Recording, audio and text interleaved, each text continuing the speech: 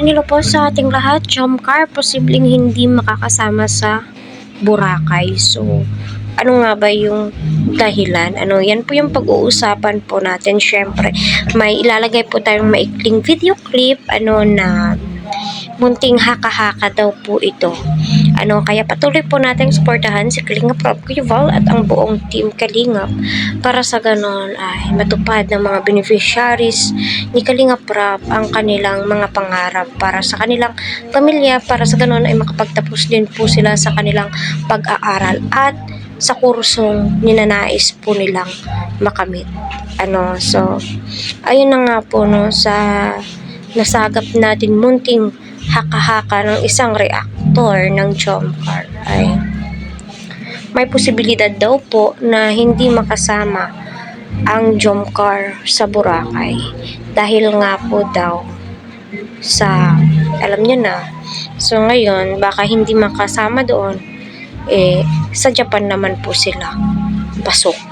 So para sa akin, napagplanuhan na po yan ng mga sponsors ng Jomcar at ng mga viewers. So hindi po pwedeng hindi makasama ang Jomcar. Isama po yan ni Kalingap Rob dahil nga po hindi nga po nakasama ang Jomcar sa Cebu. Malamang babawi po ang mga sponsors at saka si Kalingap Rob kay Carla, diba? So panoorin muna natin. Mansari ng Tambalan Jomcar. So who knows? Yan po ay kuro-kuro lang po yan.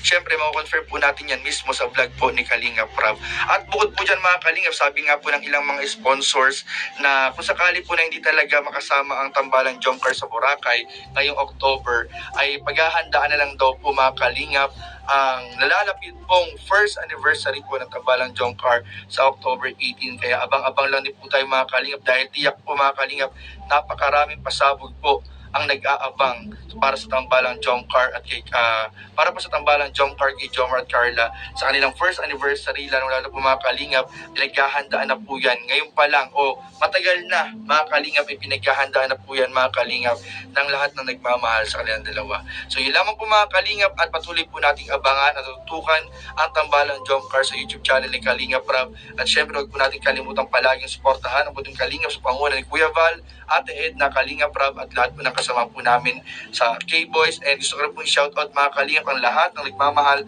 at sumusuporta sa buong team Kalingap. At syempre sa ating mga kasama sa K-Boys, sa mga Kalingap partners, Kalingap reactors, supportahan po ninyong lahat. And shoutout din po sa team Jeanette. So, ayun po, sinabi po ni Kuya Jeps, so, sa kanyang video na may posibilidad daw. Pero, isa lamang daw po itong haka-haka. Hindi pa po daw sure. Pero kung hindi man po makakasama daw po ang Jomcar sa Boracay, ay malamang sa Japan daw po.